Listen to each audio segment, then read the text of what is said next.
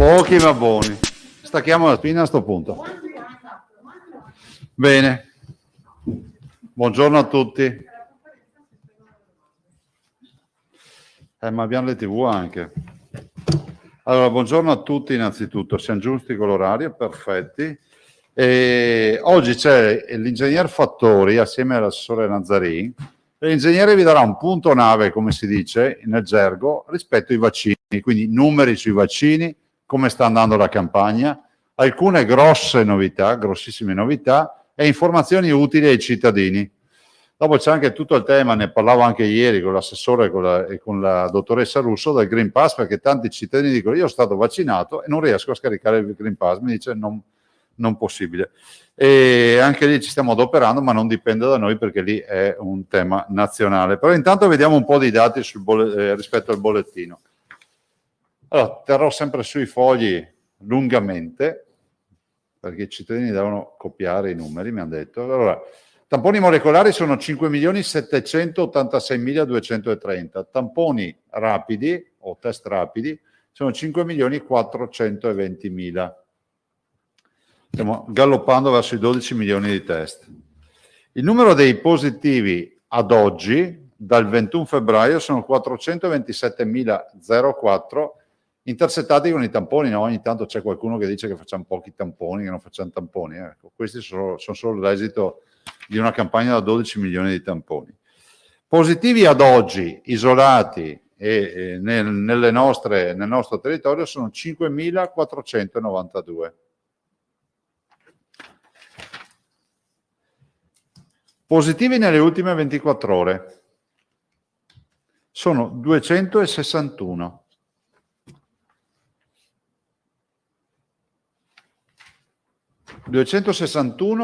Intercettati con 27.465 tamponi, che equivale allo 0,95% di incidenza.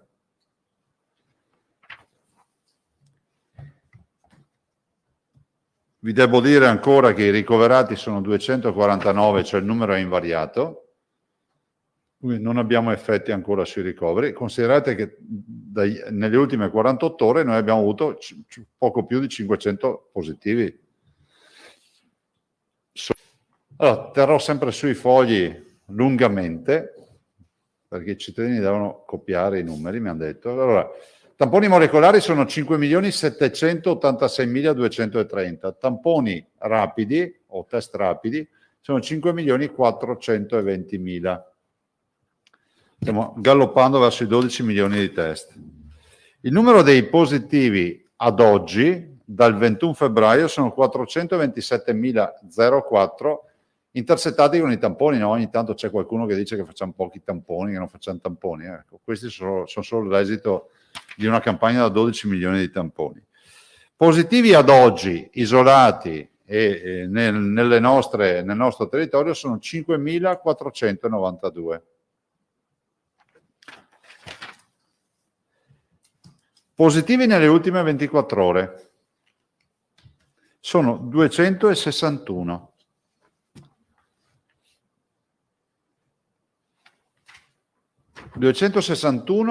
Intercettati con 27.465 tamponi, che equivale allo 0,95% di incidenza.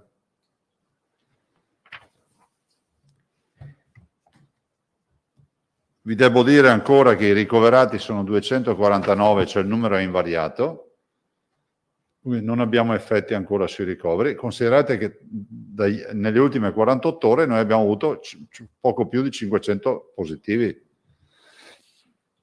solo nelle ultime 24 ore. Questi 249 sono così suddivisi: 233 nella zona non critica, area non critica, e 16 in terapia intensiva.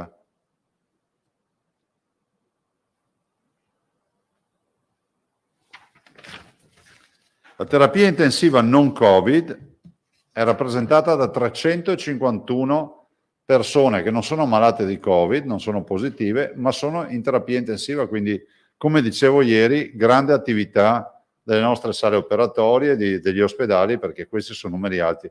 Considerate che nel periodo di lockdown, quando appunto non si facevano incidenti stradali, non c'erano problemi, noi avevamo in terapia intensiva 220-230 pazienti, oggi ne abbiamo 351. Totale dei morti 11.624 più 1.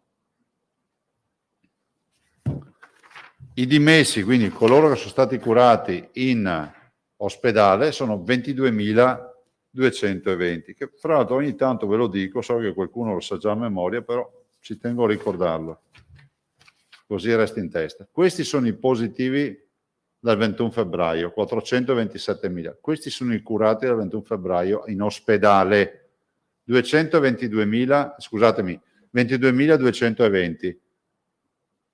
Se voi fate 427.000 meno 22.000, fa 405.000 più o meno, no? Vuol dire che 405.000 positivi o non hanno avuto sintomi, più o meno la metà, o ce li hanno avuti e sono stati curati a casa. Lo dico perché anche sta leggenda metropolitana di far credere ai cittadini che nessuno è stato curato a casa è una balla, perché 427.000 meno 22.000 che sono andati in ospedale fa 405.000, metà sintomatici e metà asintomatici che si sono curati a casa grazie al fai da te, ai medici di base, alle USCA, a tutti quelli che sono intervenuti. Alcune considerazioni, come vedete 261 sono i positivi nelle ultime ore.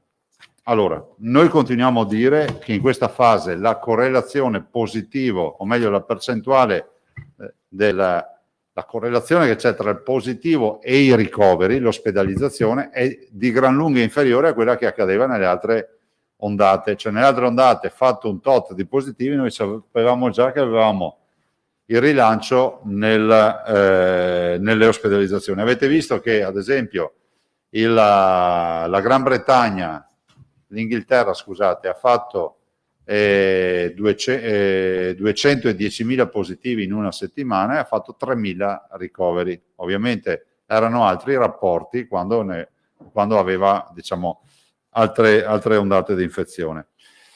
È fondamentale dire che noi continuiamo ad andare avanti con la fase dei tamponi. Mi spiace che ci sia ogni tanto qualcuno che dice che con i tamponi non ci siamo. Con i tamponi siamo i primi in Italia. Immagino che vi abbiano ieri mandato la tabellina, che è eloquente, che è quella che noi siamo i primi in assoluto in Italia a fare tamponi, ma di gran lunga. Cioè noi abbiamo 430 tamponi al giorno su 100.000 abitanti, gli ultimi della lista ne fanno 70, tanto per dare una dimensione.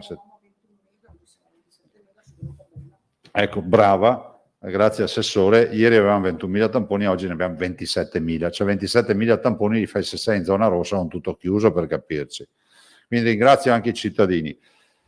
So che i ragazzi hanno colto il mio appello, noi abbiamo voluto con forza mantenere aperti i punti tampone gratuitamente, con accesso libero, senza ricetta, senza nulla nella prescrizione medica, finché i ragazzi e i cittadini in generale, tutti i cittadini possano fruire di questo servizio, ma possano anche farlo in maniera preventiva, nel senso che se devi andare a una festa, una cena, un battesimo, una cresima, quello che sarà, a un matrimonio, ci vai direttamente al centro tamponi, ti fai il tuo tampone 24 ore prima, non tanto prima, in maniera tale da sapere se hai un'eventuale positività, magari sei un asintomatico. Ecco, a me piace ricordare questo per un motivo, perché spesso arriva qualcuno e mi dice: oh, in Francia fanno il tampone velocemente senza tanti problemi, è gratuito, e noi qui in Italia no. Ma in Veneto cosa facciamo? La stessa roba, basta andare a farselo il tampone, vorrei ricordare. E se andate in farmacia o presso laboratori privati lo pagate, ed è corretto così. Voglio spezzare una lancia nei confronti della polemichetta da social, perché noi abbiamo fatto una scelta come ente pubblico, ma abbiamo anche convenzionato le farmacie e i laboratori che lo faranno a pagamento, perché sono fuori da questo progetto di gratuità, ed è giusto che sia così, sono dei privati, è giusto che siano remunerati le loro attività. Detto questo, io continuo a fare appello a livello nazionale affinché si prenda atto che, se vogliamo, io credo nella campagna di testing con i tamponi nei territori.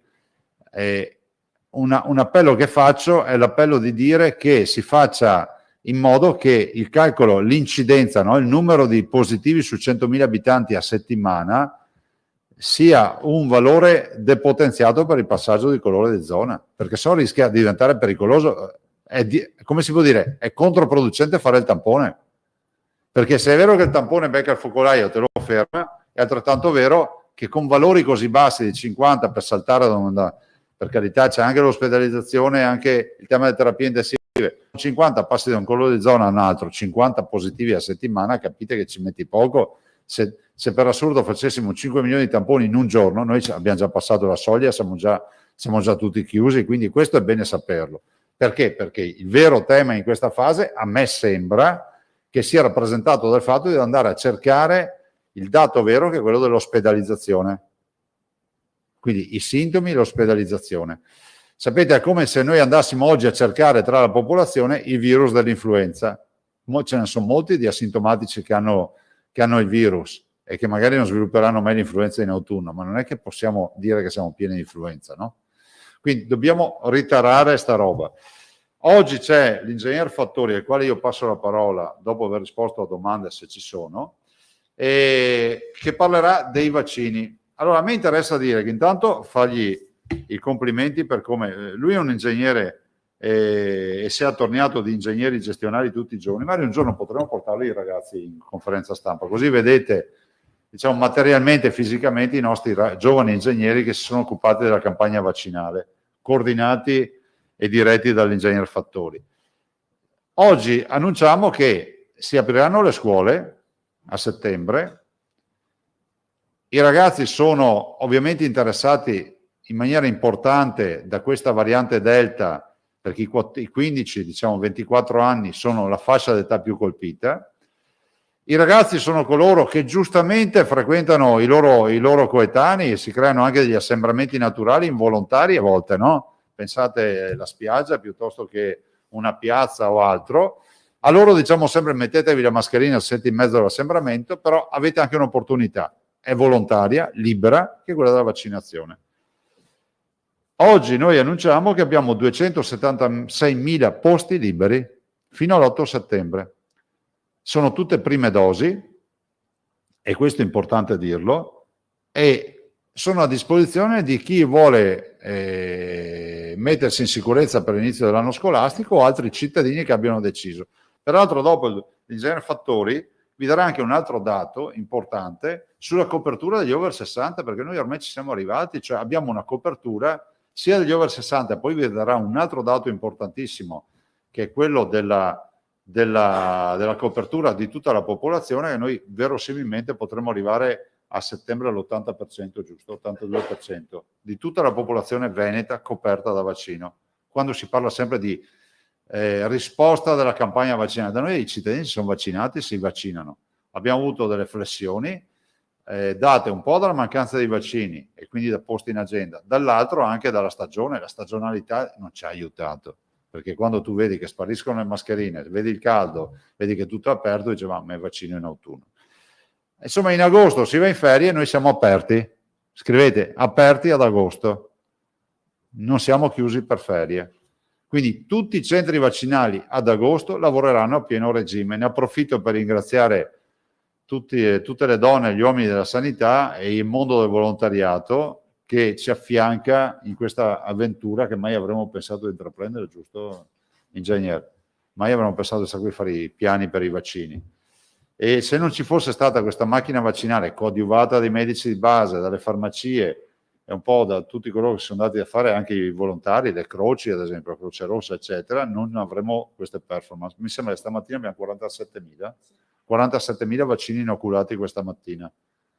Insomma, sta andando alla grande. Se avete domande, poi io passo la parola a Ingegnere Fattori e vi saluto. Temo che le colleghe Marzane e Prigioni oggi avranno molto da chiedere, vero? Solito Prego. spiritoso di Parmigiani. Buongiorno. Scusi Presidente, quindi i 276.000 posti liberi sono solo per gli studenti o per chiunque? Per chiunque, però l'appello che facciamo è anche ai ragazzi che vanno alle scuole. Vi ricordo che la vaccinazione è possibile dai 12 anni in su. È pur vero che molti genitori non sono riusciti a far vaccinare i propri figli, o molti ragazzi non si sono vaccinati perché non c'erano posti in agenda, perché lo sappiamo, no? E sono da oggi? Sì, sì, sono operativi, quindi da questo istante le agende sono già caricate, si può tranquillamente, non c'è un'ora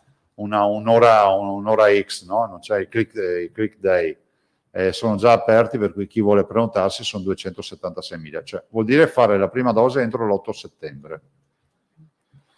L'altra domanda, Presidente. E ce ne sono 242.000 prenotati oltretutto nel frattempo. Beh, dopo vi dai i dati l'ingegnere Fattori. Perfetto.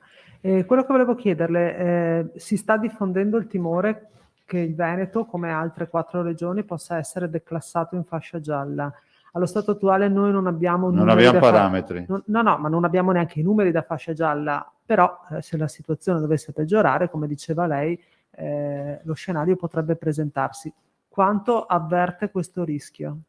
Al momento no. Considerate che per passare in fascia gialla c'è il parametro dell'incidenza più quello dell'ospedalizzazione, noi li abbiamo tutti a zero praticamente. E secondo me va incentivata la campagna dei tamponi, ma va anche, come si può dire, tarata va ritarato il parametro dell'incidenza. Cioè tu non puoi chiedere a una persona, come si può dire, di correre e poi multarlo per l'eccesso di velocità. Cioè, è un controsenso, no? Cioè ci stanno dicendo correte, andare a dare questo servizio, noi siamo gli unici in Italia che danno questo servizio ai cittadini, e poi ci dite che verremo multati perché abbiamo corso più degli altri. No, e a questo punto noi ci mettiamo a riposo, facciamo quello che è previsto per legge, non quello che stiamo facendo in maniera ciclopica adesso. Noi, guardate, oggi abbiamo 27.000 tamponi, dovevamo farne solo 7.000, tanto per capirci, per legge. 7,5, brava, grazie. Sono 150 ogni 100.000 abitanti.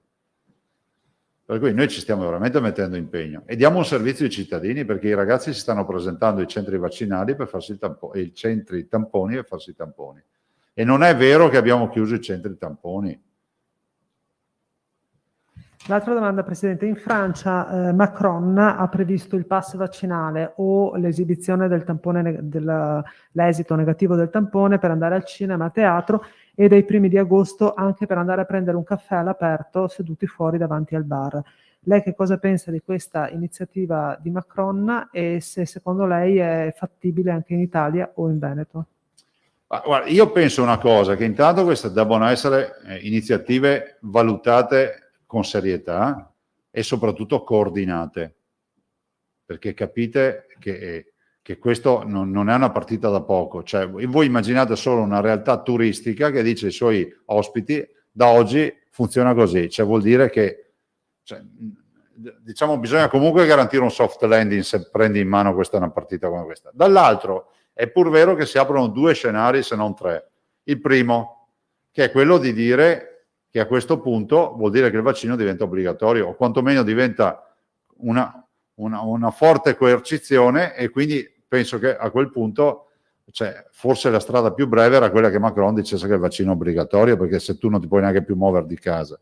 2, c'è il tema della privacy, che è un tema non irrilevante. Vi ricordo che noi siamo l'unica regione che è stata bacchettata anche pesantemente dal garante della privacy, perché chiediamo il Green Pass all'ingresso per l'ingresso in ospedale. È lesivo della privacy, cioè non so, in guerra dovevamo stare a pettinare bambole. 3, nel momento in cui tu introduci una norma come quella di Macron, tu devi essere in grado di garantire a tutti quelli che si vogliono vaccinare di avere il vaccino. Non mi sembra che in Italia abbiamo tutta questa disponibilità di vaccini. Se per assurdo si introducesse ora, noi abbiamo un contingente di cittadini che potrebbero in via teorica chiedersi di essere vaccinati, e dobbiamo dirgli: guarda, tu al cinema, al ristorante, al bar e 3.000 altri posti non ci puoi andare prima di un paio di mesi, perché ti garantirò il vaccino a fine ottobre. Quindi io direi che questa è una partita da essere messa in mano al CTS. Ultimo aspetto fondamentale è che ci sarà un dibattito inevitabile. Noi, quando saremo arrivati a ottobre, avremo l'80% dei cittadini vaccinati, è ovvio che sì, avremo 2 detentori di interesse, no? Chi ti dirà: io sono vaccinato, cosa vuoi da me? E chi ti dirà: io per libera scelta non mi sono vaccinato, ho diritto di vivere normalmente. Questi sono temi sui quali ovviamente le autorità scientifiche dovranno interrogarsi. Ma di suo lei da che parte penderebbe? No, io su questo non mi esprimo, ripeto, dietro a questo fatto, se da un lato c'è la tutela di chi si è vaccinato, dall'altro è pur vero che si introduce l'obbligatorietà indirettamente.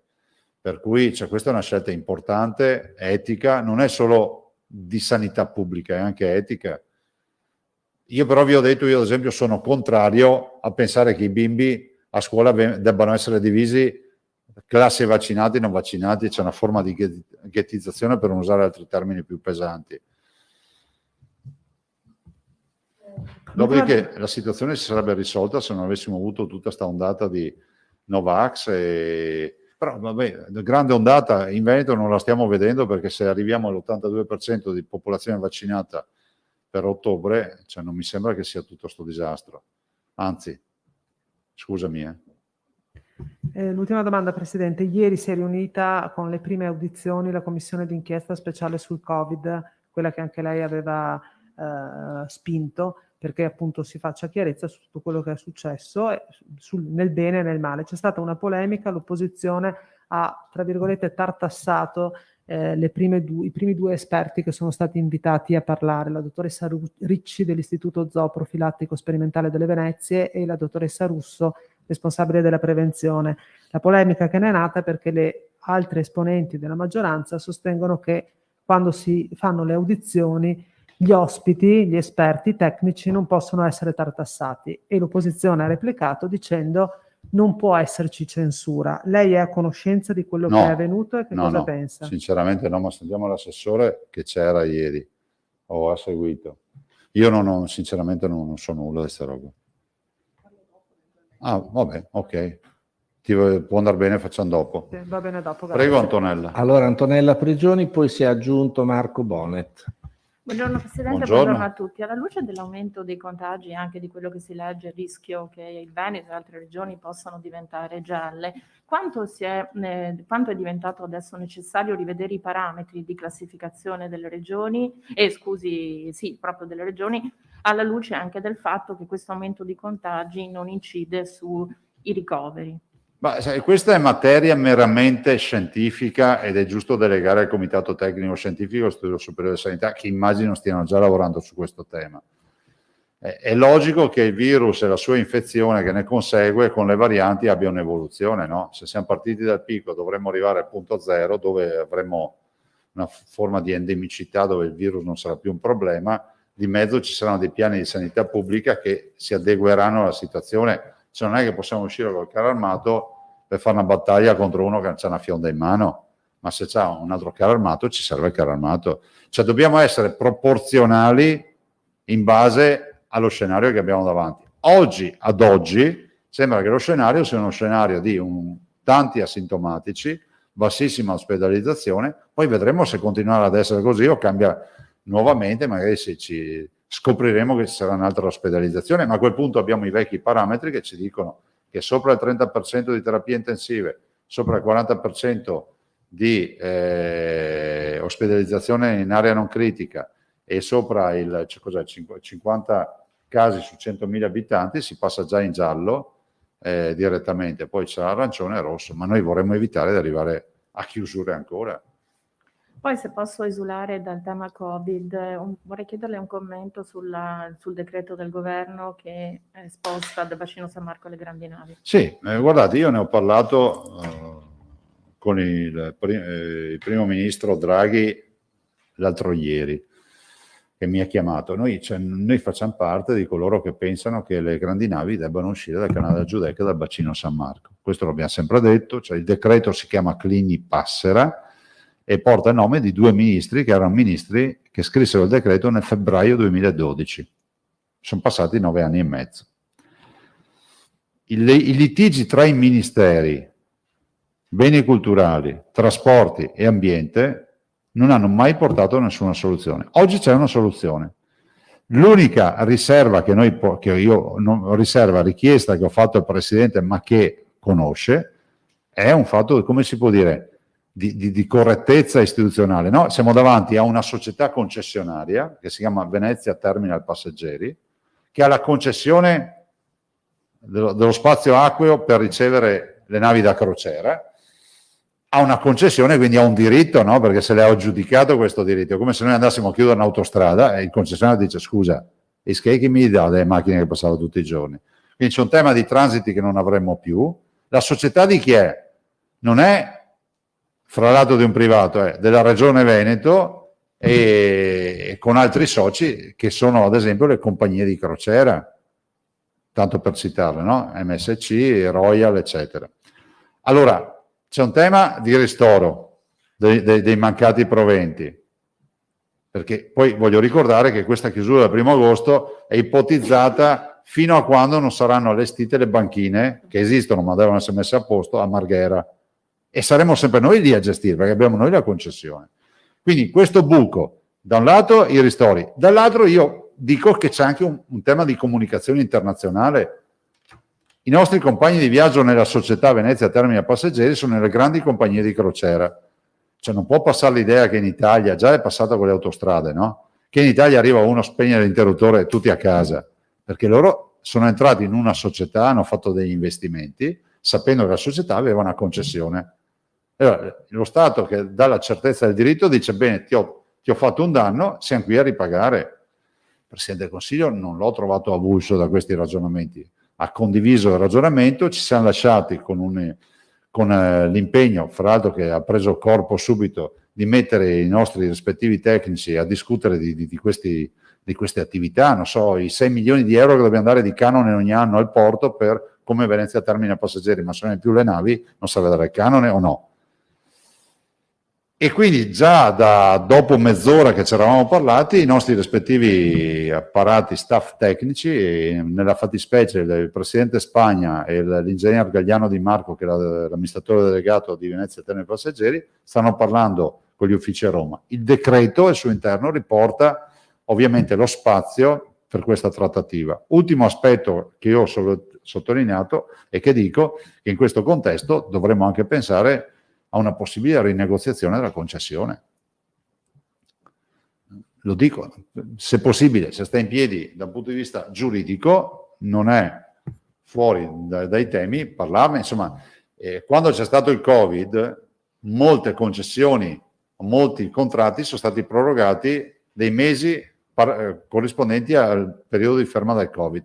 Noi se abbiamo un fermo, già ci siamo beccati il Covid, adesso senza crociera, adesso che dovrebbero iniziare, ci becchiamo i lavori, insomma, andremo a finire a 3-4 anni di ferma. Oltre ai lavoratori, ecco, sui lavoratori, noi abbiamo presentato anche una proposta con un documento per punti riservato sul quale ragionare, però i lavoratori poi devono essere assolutamente tutelati. Grazie. Prego. E Marco, hai domande? Prego. C'era Alda che aveva chiesto. Scusa, non te l'ho visto. Mi inserivo sul discorso del prego, porto. prego. Posso, Marco? Grazie. 3-4 anni di fermo, cioè nel senso che non si va neanche più a Marghera, oppure 3-4 anni di fermo nel senso che la VTP non ha introiti? Sì, di VTP che finché non sarà operativa a Marghera a pieno regime, noi di fatto ci chiamo 16 mesi di Covid che ci ha massacrato. Facciamola, diciamo,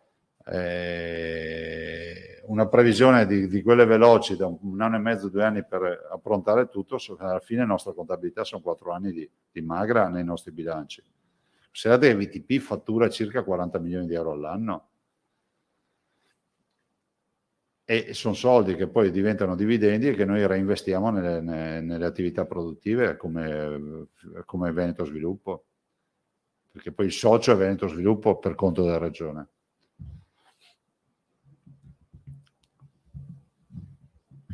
Marco, sì, prego. avevo una domanda, diciamo così, un po' di scenario, volevo capire questo. Sì. Cioè, rispetto al tema dei vaccinati, cioè, ha ancora un senso sottoporli, diciamo così, alle stesse procedure, mi riferisco alla quarantena, no? In caso di tamponi positivi. Allora, premessa, sappiamo che anche chi si è vaccinato, 2 dosi o 1 dose, si può ancora infettare. Nel caso venga infettato, deve sottostare alla quarantena, all'isolamento e tutto quanto. Cioè, ovviamente questa cosa qua impatta sulla vita delle persone, blocca il lavoro, blocca le famiglie, blocca tutto. Mi chiedo se per quanto ancora questa cosa proseguirà, visto che gli scienziati ci dicono che fortunatamente chi è vaccinato non rischia l'ospedale ed è anche meno infettante. Quindi chiudo il ragionamento per fare un parallelo: sarebbe come se noi decidessimo di quarantenare, isolare, impedire di lavorare e di vivere alla gente che contrae l'influenza. C'è una prospettiva che questa cosa finisca? Grazie. Ci stanno ragionando e peraltro le regioni hanno anche posto questa questione.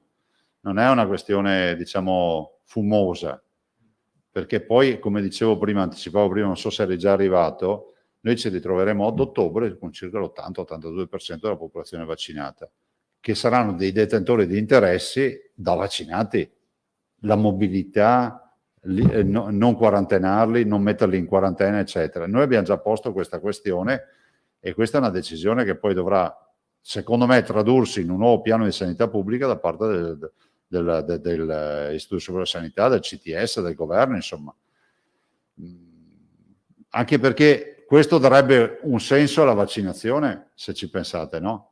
Adesso, vabbè, la scelta Macron è una scelta estrema, però ci sono delle piccole cose che vanno riconosciute al vaccinato, questo è innegabile, tipo la quarantena, cioè perché devo mettermi in quarantena se sono vaccinato e ho un tampone negativo? Perché questo è uno dei temi, no? Prego, vi lascio, se no, avete concluso, vi lascio con l'ingegner Fattori e l'assessore ovviamente, che poi risponde, se vuoi puoi anche rispondere subito, se vuoi. Sì, era rimasta pending quella risposta. Arrivederci, grazie. Arrivederci. Prossima settimana facciamo. Allora, io ieri ho portato i saluti, quindi in apertura per quanto riguarda la commissione d'inchiesta, manifestando la massima disponibilità sia da parte di tutti i tecnici regionali e di tutti i stakeholder, insomma, che saranno ritenuti consoni di essere sentiti in quella commissione. Ho anche detto che siamo molto tranquilli, molto sereni, la massima trasparenza, come è stato tutto il percorso che ha portato all'istituzione, all'avvio di questa commissione d'inchiesta, che sarà una commissione che io reputo e penso, insomma, immagino anche costruttiva da un certo punto di vista, proprio perché farà luce rispetto, insomma, a quelle che sono state la gestione dell'emergenza, le varie ondate, i risvolti che ci sono stati, ma potrà anche mettere a fuoco alcune questioni e quindi essere utile per noi in quella che sarà la fase che noi già stiamo abbozzando, legata sicuramente a PNNR, alla nuova programmazione, alla rivisitazione degli strumenti, insomma, regionali che abbiamo. Quindi proprio con questa apertura. Poi chiaramente ho detto, io sono disponibile, credo che verrò sentita verso la fine, quando, insomma, saremo verso la conclusione dei lavori e quando si avranno toccato le varie materie, perché ho anche condiviso il discorso che ci deve essere un ordine negli interventi, perché altrimenti è difficile, poi se ogni volta su un intervento parliamo di tutto diventa difficile, no? Quindi concentrando le sedute divise per argomenti. E poi ho assistito, quindi ho ascoltato, non tutta la giornata, però insomma ho ascoltato un po' nel pomeriggio e un po' la mattina i due interventi, quindi la dottoressa Ricci e la dottoressa Russo nel pomeriggio, e quello che io ho potuto notare, quindi ho visto, insomma, la presa di posizione della vicepresidente, del segretario, quindi della commissione, la consigliera Cecchetto e la consigliera Brescacin, è che in molti casi, insomma, ci sono state delle domande che sono andate anche fuori dalle tematiche che erano. Ieri si parlava di sequenziamento, varianti, piano di sanità pubblica, quindi misure, contact tracing, tracciamento. Ci sono state domande sulle terapie intensive, a cui sono state dette effettivamente rimandiamo a quando ci sarà probabilmente l'ingegner Fattori e il dottor Rosi, che sono quelli che hanno seguito il piano per quanto riguarda terapie intensive, numeri, posti letto, eccetera.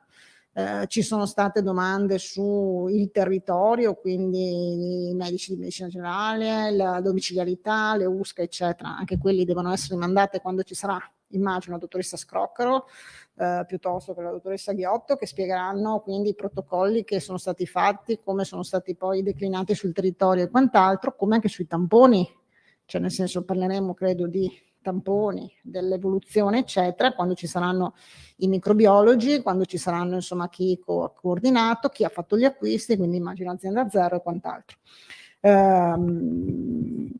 sicuramente in alcuni, io ho ascoltato alcuni passaggi e le domande erano anche ripetitive, questo ha creato probabilmente anche le affermazioni che dicono le mie colleghe, quindi la consigliera Pescaccin e Cecchetto.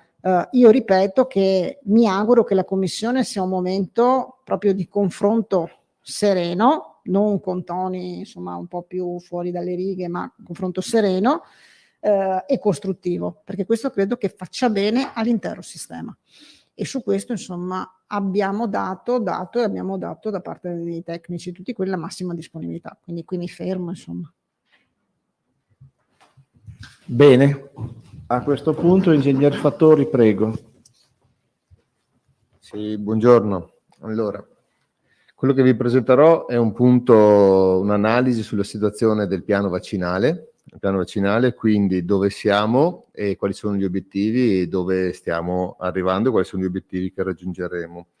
Allora, ad oggi della popolazione vaccinabile, quindi gli over 12, che sono 4.374.000, 2.821.802 hanno almeno ricevuto una dose. Quindi le persone che hanno attualmente una copertura con almeno una dose su base Istat sono 64,5%. Previsto anche le prenotazioni che attualmente sono aperte da qui all'8 settembre, perché come ha detto il Presidente prima, adesso sono aperte fino all'8 settembre, in questo momento ci sono 228.960 persone over 12 prenotate e quindi in questo momento lo stiamo raggiungendo, si prevede di raggiungere entro settembre il 70% della popolazione, la copertura del 70% della popolazione vaccinabile. Si è aperta la ulteriori slot, fino a pochi giorni fa eravamo aperti fino al 4 agosto, adesso si decide di aprire fino all'8 settembre, in relazione alle comunicazioni che sono arrivate di consegna di Pfizer e Moderna fino al 14 agosto e poi si è fatta una simulazione proprio per aprire slot fino all'8 settembre. Pertanto si sono aperti slot in relazione a una consegna ipotetica nel mese di agosto di circa 1.042.000 dosi. Con queste dosi a disposizione e tenendo presente che da queste verranno comunque sottratte una parte per le seconde dosi, entro settembre la Regione Veneto dovrebbe superare l'80% della popolazione vaccinabile, detto se la popolazione chiaramente aderisce alla campagna. Siamo a 70 con gli attuali prenotati, siccome vi sono posti disponibili, 200 posti che citava il 270 posti disponibili, ci portano all'80%. In più la possibilità delle aziende, man mano che vedono che si riempiono i posti, di aprire ulteriori slot vaccinabili, questo ci permetterà di superare l'80% della popolazione vaccinabile. 70 della popolazione vaccinabile potremmo raggiungere l'80%, quindi adesso si spera nell'adesione delle persone proprio per questo. E l'adesione, vedete che praticamente questo è l'andamento che mostra per le varie corti d'età qual è stata l'adesione per raggiungimento del 70%. Quindi in tutte le corti d'età c'è stata una veloce, rapida interesse alla vaccinazione. Quelli che vediamo più piatti hanno scontato il fatto che intanto il periodo di vaccinazione non era riservato solo alla loro corte d'età e che quindi hanno dovuto condividere con altre corti i vaccini a disposizione. Però per il momento vedete anche le categorie principali che sono aperte con degli slot specifici per loro, la vaccinazione è stata importante, veloce e molto sentita da parte della popolazione. Un altro dato che volevo dare, perché ho visto ieri delle domande, la seconda dose over 60. Per quanto riguarda la popolazione over 60, stiamo parlando di una corte di 1.470.000 persone. Hanno avuto la prima dose 1.314.000 persone, quindi l'88% degli over 60, una percentuale importante. Le seconde dosi rimangono circa 200.000 ancora da effettuare, che verranno effettuate principalmente, il 75% di queste 200.000 dosi verranno effettuate da qui ai prossimi 15 giorni. Quindi entro il mese di luglio la maggioranza della corte over 60 sarà coperta anche dalla seconda dose. Questo perché abbiamo fatto una programmazione, specialmente agli inizi, in cui l'over 60 è stata vaccinata tra i primi, proprio in modo sequenziale rispetto alle corti anagrafiche. E quindi adesso siamo presenti alla seconda dose di vaccinazioni. Altro aspetto, il confronto, previsioni e consegne effettive dei vari vaccini. E allora, nelle analisi media settimanale, sapete che noi abbiamo le previsioni trimestrali del governo, aggiornate al 24 aprile, e le verifichiamo sulle nostre effettive consegne. Ed effettivamente abbiamo che Pfizer è sempre stato abbastanza attendibile. Nel mese di giugno ha recuperato abbondantemente lo scarto che aveva nel secondo trimestre, e quindi nel secondo trimestre lui segna, per quanto riguarda la Regione Veneto, solo un meno 2,59% tra il preventivato e il consegnato.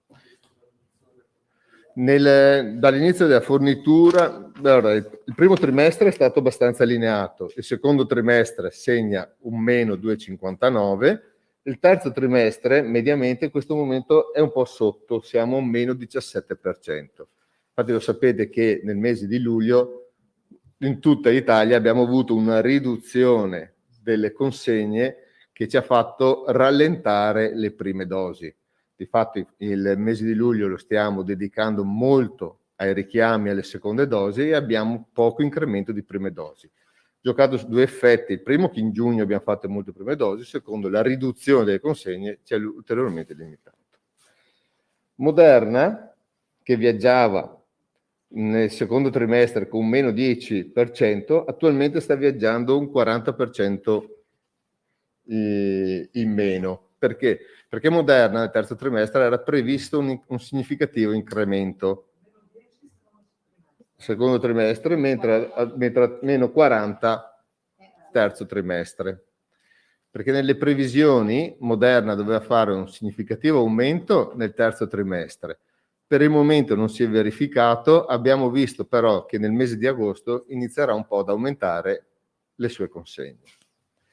Beh, gli altri due vaccini chiaramente non sono più di interesse, quindi praticamente Astra e Johnson & Johnson segnano fondamentalmente un azzeramento, perché avendo coperto la classe over 60, i due vaccini non sono più di nostro interesse. Bene, questa è la situazione del piano vaccinale. Sa cosa vedo negli occhi dei colleghi? La voglia di quelle tabelle. No, lo dico perché evitiamo la domanda, poi ce le dà chi parla? Domande? Alda? Tutto a posto? Marco? L'ingegnere è la precisione fatta uomo. Allora ci vediamo la prossima volta, grazie.